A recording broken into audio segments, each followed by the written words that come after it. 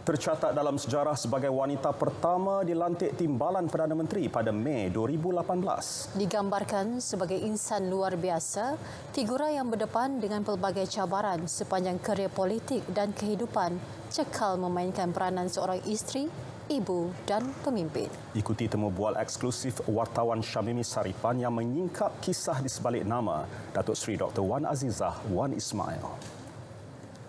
Nah, Azizah itu kasihnya, kesetiaannya itu waduh luar biasa.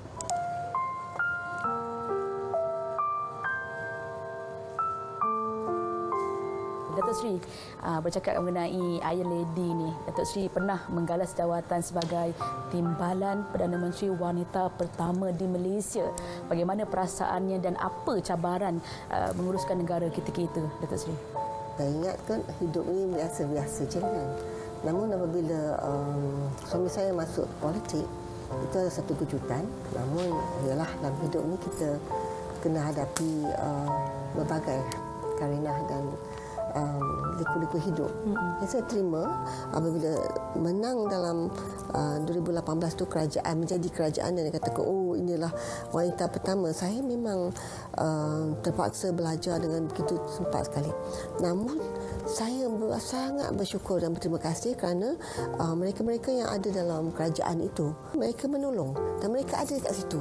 Dan saya rasa bahawa inilah yang boleh membuatkan negara kita maju apabila ada political will, ya, ada leadership yang baik kepada baik.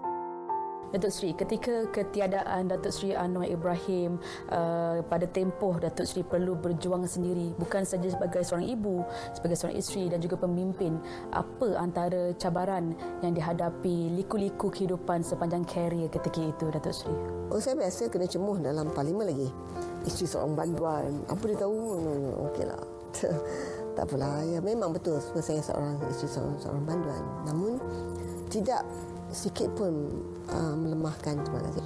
Saya balik lepas ceramah ke apa ke, orang tak pernah dengar, saya tak pandai ceramah kan. Jadi saya balik rasa Allah, luluhlah hati aku ni macam mana lah. Saya tengok anak-anak saya tidur berkelimpangan, ya. 6 orang tu, okeylah. Ya Allah, kalau inilah kan saya seorang ibu, sokongan yang ada pada segi keluarga, kawan-kawan yang rapat dan juga yang jauh yang saya tidak kenali.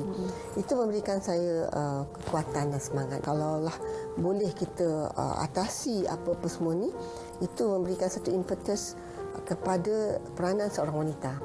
Sepanjang karier dan juga kehidupan Datuk Seri, siapa insan yang menjadi panduan ataupun inspirasi Datuk Seri untuk kuat mendepani cabaran sebagai seorang wanita?